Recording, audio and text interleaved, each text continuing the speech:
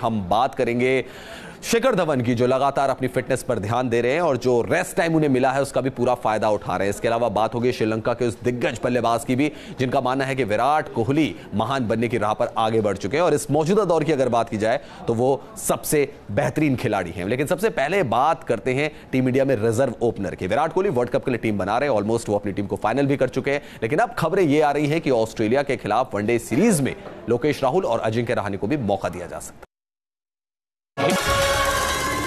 रोहित को मिलेगा आराम,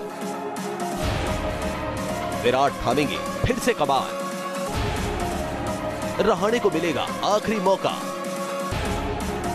राहुल भी ठोकेंगे अपना दावा। सूत्रों से मिल रही जानकारी के मुताबिक ऑस्ट्रेलिया के खिलाफ वनडे सीरीज में राहुल और रहाणे को मौका दिया जा सकता है। टीम मैनेजमेंट एक रिजर्व ओपनर की तरफ देख रहा है।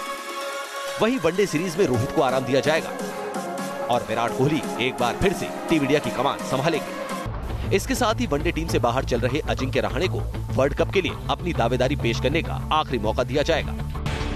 रहाणे ने ईरानी कप की पहली पारी में सिर्फ 13 रन बनाए। हालांकि रहाणे ने इससे पहले इंडिया ए के लिए खेले 3 मैच में 50 की औसत से 150 रन बनाए थे। रहाणे ने भारत के लिए आखिरी वनडे फरवरी 2018 में खेला था। रिजर्व ओपनर की रेस में लोकेश राहुल का दावा भी मजबूत है। खास बात यह है कि इंग्लैंड लायंस के खिलाफ राहुल ने शानदार पारी खेली थी। राहुल ने इंग्लैंड लायंस के खिलाफ 89 रन बनाए थे। वैसे राहुल को कप्तान कोहली और कोच रवि शास्त्री का फेवरेट माना जाता है। हमारे साथ हमारे क्रिकेट एक्सपर्ट मनिंदर सिंह जुड़ चुके हैं। मनी सर, क्या लग रहा है, लोकेश राहुल, अजिंक्य रहाणे, रिजर्व ओपनर की तलाश है विराट कोहली को, टीम मैनेजमेंट को और सिलेक्शन कमेटी को, तो कौन सा एक खिलाड़ी होगा जो रेस जीतेगा, लोकेश राहुल या अजिंक्य रहाणे? ये डिपेंड करेगा कौन जिसको भी मौका मिलता है किस तरह का प्रदर्शन करते हैं। लेकिन मुझे हैरानगी ये हो रही है कि अजिंक्य रहाणे को अगर आपने वर्ल्ड कप की स्कीम ऑफ थिंग्स में रखना था तो इतने टाइम से उनको वनडे क्रिकेट खिला ही नहीं रहे। उनको कम से कम मैचेस तो खिलाते रहते, उनको भी लगता रहता कि हाँ अगर मैं परफॉर्मेंसेस करूंगा, और अगर वो परफॉर्मेंसेस देते तो एक कॉन्फिडेंस भी बना रहता।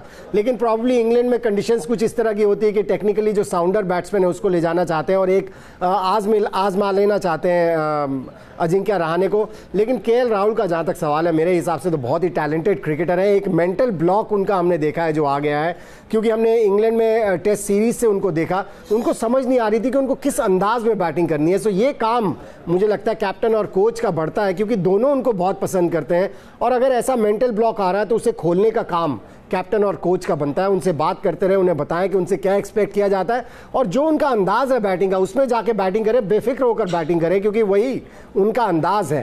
तो मुझे लगता है कि मेरे हिसाब से अगर इन दोनों में से चूज करना है तो केएल राहुल में ऊपर रहेंगे अजिंक्य रहाणे से।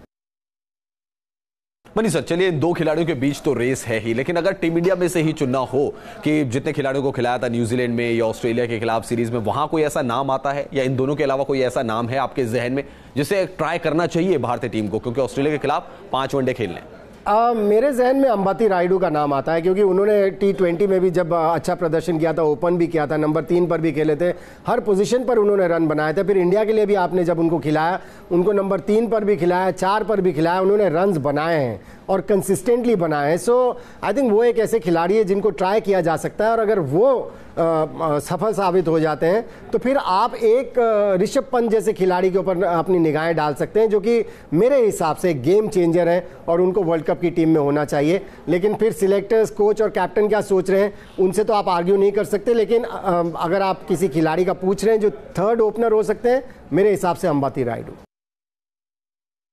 सर, 15 तारीख को टीम का सिलेक्शन होना है ऑस्ट्रेलिया के खिलाफ जो सीरीज खेली जाएगी। 2 T20 मुकाबले हैं, 5 वनडे मैचेस की सीरीज है। आप कुछ ऐसा नाम देख रहे हैं जिसको आप चाहते हैं कि उसको भी टेस्ट कर लिया जाए, उसको इंक्लूड किया जाए, या आप ये सोचते हैं, क्योंकि जो खबरें आ रही हैं कि शायद रोहित शर्मा को आराम दिया जाएगा, विराट कोहली आएंगे कप्तानी करने के लिए, और 2 जो चेंजेस हमने पहले भी बताए थे, लोकेश राहुल और उसके अलावा अजिंक्य रहाणे, इनको इंक्लूड किया जा सकता है? आपको कोई और नाम लग रहा है जिसको टीम में होना चाहिए? देखिए, आप टीम मैनेजमेंट बार बार एक लेफ्ट आर्म सीमर मांग रही है, और एक उनत्कड एक ऐसे बॉलर हैं जिनका सीजन बहुत बढ़िया गया है। 8 रणजी ट्रॉफी मैचेस में 39 विकेट लिए हैं और लंबे लंबे स्पेल्स किए हैं। सो फिटनेस लेवल उनकी बरकरार है, बहुत अच्छी है। फिर एक खिलाड़ी ने मेहनत की है जिसकी वजह से उन्होंने परफॉर्मेंसेज इतनी कंसिस्टेंटली दी हैं अपनी स्टेट के लिए। मुझे लगता है अगर आपको लेफ्ट आर्म सीमर चाहिए तो खलील अहमद से पहले मैं उनत्कड के ऊपर नज़र डालना चाहूँगा, क्योंकि वो मुझे लग रहा है कि ऐसे खिलाड़ी हैं उन कंडीशंस में बहुत बढ़िया परफॉर्मेंस कर सकते हैं। बात टीम इंडिया के ओपनर शिखर धवन की करते हैं, जिनका बल्ला न्यूजीलैंड के खिलाफ वनडे सीरीज के कुछ मैच में तो चला था, लेकिन टी20 सीरीज में शिखर धवन कुछ खास कमाल नहीं दिखा सके थे। अब शिखर धवन ने अपनी ट्रेनिंग का एक वीडियो पोस्ट किया है जिसमें वो जिम में एक्सरसाइज करते हुए नजर आ रहे हैं। ऑस्ट्रेलिया सीरीज के लिए धवन की तैयारी, गब्बर ने लगाई जिम में दहाड़। यह है टीम इंडिया के ओपनर शिखर धवन, जो लगातार जिम में पसीना बहा रहे हैं। धवन का पूरा जोर अपनी फिटनेस पर है, क्योंकि टीम इंडिया के खिलाड़ियों को ऑस्ट्रेलिया सीरीज के बाद 2 बड़े टूर्नामेंट्स में शिरकत करनी है। धवन ने अपना ये वीडियो सोशल मीडिया पर अपलोड किया है, जिसमें वो जिम में एक्सरसाइज करते हुए नजर आ रहे हैं। आप देख सकते हैं कैसे धवन जिम में एक्सरसाइज कर रहे हैं और रेस्ट के बावजूद भी उनका पूरा ध्यान अपनी फिटनेस पर है। शिखर धवन ने न्यूजीलैंड के खिलाफ खत्म हुई 3 मैच की टी20 सीरीज में 21.33 की बेहद खराब औसत के साथ सिर्फ 64 रन बनाए। इस दौरान धवन का बेस्ट स्कोर 30 रन का रहा। न्यूजीलैंड के खिलाफ वनडे सीरीज के 5 मैच में धवन के बल्ले से 188 रन निकले थे, जिसमें धवन के नाम 2 अर्धशतक भी रहे। ऑस्ट्रेलिया के खिलाफ 3 मैच की वनडे सीरीज में धवन ने 55 रन बनाए थे। सीरीज में धवन का बेस्ट स्कोर 32 रन का रहा था। मनीजर, धवन का वीडियो हमने देखा, काफी फिटनेस पर जोर लगा रहे हैं वो। शायद फिटनेस बहुत जरूरी होने वाली है, क्योंकि आपको एक लंबा सीजन खेलना पड़ेगा, आईपीएल का 50 दिन वो खेलना पड़ेगा और उसके बाद आपको जाना है वर्ल्ड कप में। और आईपीएल की सबसे बड़ी प्रॉब्लम ये कह सकते हैं कि ट्रैवलिंग आपको बहुत करनी पड़ती है, क्योंकि आपको मैचेस अपने घर में भी खेलने हैं, बाहर भी खेलने हैं। तो ये कंसर्न होने वाला है शायद, जिसके बारे में टीम मैनेजमेंट को भी सोचना होगा। देखिए, आप खेल के तो थकते ही, इसमें कोई शक की बात नहीं। हालांकि ये कहा जाता है कि केवल 20 ओवर का मैच है, लेकिन जो मेंटल टायर्डनेस है वो बहुत थका देती है खिलाड़ी को। और फिर ट्रैवलिंग, बिल्कुल आपने बिल्कुल सही बोला, ट्रैवलिंग इतना आसान नहीं है। जब आप खेलते हैं, एक मैच खेले, फिर ट्रैवल करके दूसरी जगह गए, प्रैक्टिस किया, मैच खेले, फिर तीसरी जगह गए, सो उसमें भी काफ़ी जान निकलती है। सो ऐसे में फिटनेस मेरे ख्याल से बड़ा एक इंपॉर्टेंट एस्पेक्ट हो गया है, और ख़ास तौर से आज की क्रिकेट में तो बहुत ही इंपॉर्टेंट हो गया, क्योंकि इतनी ज़्यादा क्रिकेट खेली जाती है।